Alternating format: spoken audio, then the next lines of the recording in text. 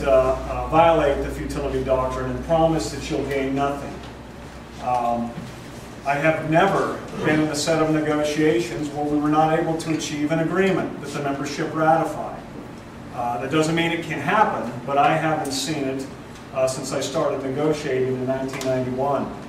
So the futility doctrine says that you cannot thwart an organizing drive, or your right under Section 7 to organize by promising you nothing. And things change. When you vote us in, and you vote us in strong, the company is going to understand that we are your Section 9 negotiator, your representative. And the employee members are going to be along with us at the negotiating table. So if they were to come to the bargaining table and say, we're not going to give you anything, that's a Section 8 violation of your Section 7 rights. Probably the biggest example I have of an employer that said you're not going to get squat is Utility Tree.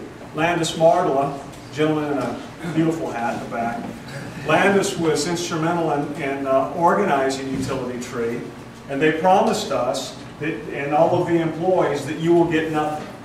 Through our relationships with Pacific Gas and Electric, and the relationship that we built within a week with Utility Tree's parent company, we gained an agreement, and over 2 years, the average increase was 26% for those employees, both in pension and in wages. The second example that I have for you on the violation of the futility doctrine is Frontier Communications. Now, Utility Tree had 120 employees, roughly. When we organized Frontier Communications, Shingletown, Calusa, we had 10 employees. But they swore to those employees in mandatory meetings that you will get nothing. And they wanted one thing, those employees, besides not going backwards. They wanted binding arbitration. They committed 3 unfair practices, in my opinion. The director of the San Francisco of the National Labor Relations Board agreed with 2 of them.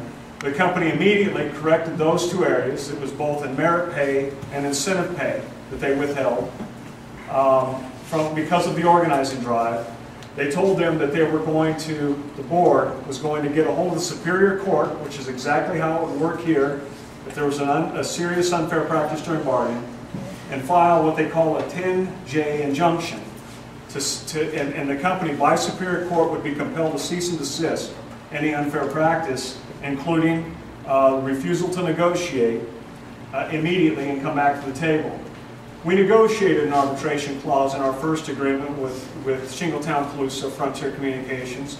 They achieved what they wanted to achieve, and you'll see there was a little bit of, I didn't write it, but somebody was bragging for me. By a 9-to-1 margin, that group, after 7 months of negotiations, they were happier than hell with the contract they got, by 9-to-1 margins because there was only 10 of them. But they did achieve overwhelmingly what they had expected. If there are good faith negotiations, our anticipation is that we bring a contract to you that meets your expectations. You're not going to pay a penny of dues until you ratify that agreement, not 1 penny.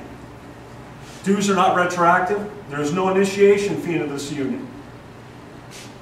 Citizen strong, and see us deliver a contract that meets your expectations. Well, he doesn't want to look back at history, guys.